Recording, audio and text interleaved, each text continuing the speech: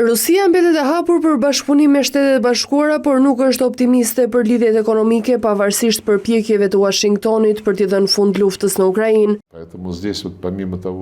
Nuk shohim ndonjë të ardhme të ndritur as në sferën ekonomike. Amerikanët duan të marrin kontrollin e të gjitha rrugëve për të furnizuar vendet kryesore të botës dhe të gjitha kontinentet me burime energjie. Si zyrtarët rus, ashtu edhe vetë presidenti Donald Trump kanë folur për ngjalljen ekonomike mes dy vendeve, por Washingtoni ka vijuar me vendosjen e sanksioneve të rënda mbi sektorët më të rëndësishëm të Rusisë. Lavrov përmendi armiqësinë e Trump ndaj bllokut BRICS, i cili përfshin Rusinë, Kinën, Indinë, Brazilin dhe ekonomitë të tjera të mëdha në zhvillim.